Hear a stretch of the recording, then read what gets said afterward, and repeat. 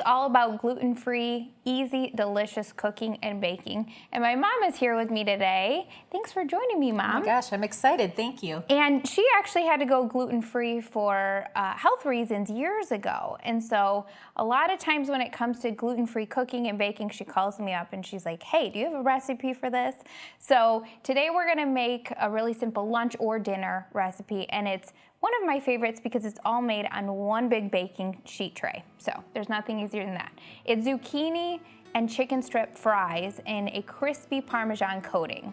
So Mom, in order to make the zucchini fries, I'm just gonna have you cut off the tops and the ends of the zucchini and then cut it into kind of matchstick fries. There's no right or wrong way to do it, however you can think of making a fry. The only thing you wanna think about here is just making everything the even size so it cooks and bakes up the same speed. Perfect. Okay, so while you do that, I'm gonna make my breading and my egg wash to do for the zucchini and the chicken strips. They're all going into the same bowl. We're gonna start by breading the zucchini first, just so we don't contaminate it with the chicken. Even though they're all baking together, I just like to keep chicken and veggies as separate as I can.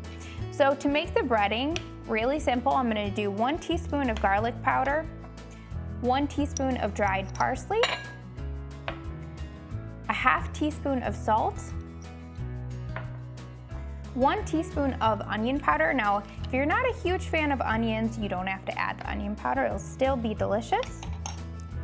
3/4 cup of Parmesan cheese, and then 1 cup of almond flour. So we used almond flour to make our breadsticks. We're gonna use it again in this segment, and it's a great ingredient to add to any kind of breading because it bakes up really crispy. So anytime that you find breadcrumbs or any kind of breading, you can pretty much swap out any breadcrumbs for almond flour. So Mom, when did you find out that you needed to go gluten-free? Well, I had digestive problems all my life, probably from my 20s on, but it wasn't until I started developing severe joint pain about 2 years ago. And a friend actually called me and said, you need to try to go gluten-free. And probably within 2 weeks, the majority of all of my symptoms went away. And then I had some blood work done and found out that I'm celiac. And so, you know, being gluten-free really is so important. And, you know, it's made a huge difference in the way I feel. Yeah, and being that I'm a former nurse, one of the things that we did learn about in nursing school was celiac disease. And so celiac disease is actually a condition that's completely triggered by gluten and what we eat. But I was sharing earlier that even if you're not completely gluten-free, we found that people in our family have benefited from going gluten-free, even if they don't have celiac disease. That's right. Just because you're cutting out so many of the processed flours and the processed ingredients that we see in a lot of the white bread and the white pasta. So I made my dry ingredients for the breading in 1 shallow bowl, and then I'm just gonna add 2 eggs into another bowl, and that will be what will cause that breading to stick. And those look good, Mom. Thanks. So it looks like you're just kind of cutting them all the same size, and so that's perfect. Have you found that it's been challenging to go gluten-free? I think the most challenging thing really is eating out. And that's why I love, you know, your recipes, Kate, because it allows me things that I really enjoy, you know, without the fear of getting sick. Right. So there's a lot of hidden gluten in restaurants. And too, with processed foods, so things like chicken nuggets and fries, you might look at it in a bag at the grocery store and you think, oh, this seems safe. It doesn't look like there's any bread in this or any wheat products. Right. Because that's ultimately where gluten comes from, is from the wheat plant. But a lot of times it's very hidden and subtle in recipes. And so if you buy even a processed, let's say, chicken nugget, typically there's going to be gluten in it. And so if you can make it at home as simply as this, then why not?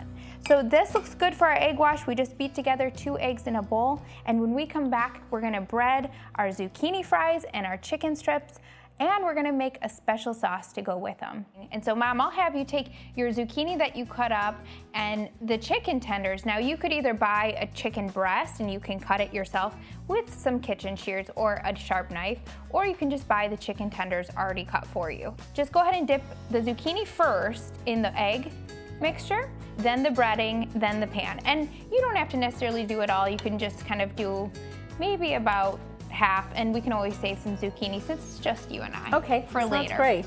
And I'm gonna make a special sauce to go with the zucchini fries and the chicken tenders.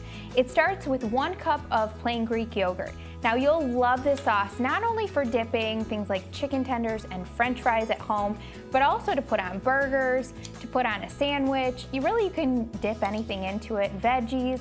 I like to make it a lot of times for anytime we have a cookout, because almost anything you make on the grill is great with this special sauce. So it's 1 cup of Greek yogurt, and then 1/2 teaspoon of garlic powder, 1/2 teaspoon of paprika, and 1/4 teaspoon of salt. Then 1 tablespoon of any kind of sweetener that you like. I'm gonna do 1 tablespoon of honey. And you can kind of just eyeball this. Then 1/3 cup of ketchup. Now you might be thinking, ketchup, that's strange, but think about it. What tastes great with fries? Ketchup. And chicken fingers. If Sean were here, he would definitely approve and agree with that point. I think your husband, Sean, likes anything with ketchup. That's true. Same with Maddie. Maddie and Sean. They are the ketchup lovers at our house. I have to have basically a gallon-sized ketchup in my fridge at all times because of them. And then 2 tablespoons of mustard. And again, this goes great with anything that you would make at a cookout, ketchup and mustard. So in place of where you would think of mayonnaise usually on a burger or a sandwich, that's where the Greek yogurt comes in and makes a creamy sauce. And it's much better for you than mayonnaise, much lighter in calories and fat, but also a good source of protein. And so, I think everybody likes a dipping sauce. And with dipping sauces, I find that that's the most tricky with gluten, isn't it? Oh, absolutely. As I was saying before, gluten is hidden in everything, especially prepared sauces. So I like the fact that you know everything that's going in there. Yeah. So I'm just mixing this all together. Then you can give it a little taste and just see if you want to add some more seasoning or some more salt. You could do any kind of seasonings in this. You could do some cumin and some chili powder and make kind of like a taco version, or with some more heat by doing maybe some jalapenos or even some radish or some relish in here would be delicious. So for just the 2 of us, do you think this is good, Kate? Yep, I think that's great. Awesome. One last ingredient I'm gonna add to my special sauce that gives it that zip, that tang, that's kind of missing when you take out the mayonnaise, and that's white vinegar. So 1 to 2 teaspoons of white vinegar, depending on how kind of tangy you like it. I like it a little more tangy, so I'll do 2 teaspoons. And this looks really good. And you can leave this sauce in your fridge for up to 10 days. It stays good for. What I like to do when I make my own sauces is just put it in a mason jar with a lid. And then I usually write on the lid how long it's good for. That way I know how long it will stay good in my fridge for. Doesn't that look good, Mom? It looks delicious. You know what I love about, chicken fingers, zucchini fries, and of course the sauce? It's great for leftovers too. That's true. In fact, your sister made some zucchini fries. I got to eat some at her house yesterday, and they were just delicious. So I'm excited about these. 2 days in a row of zucchini fries. Yeah, that does look good.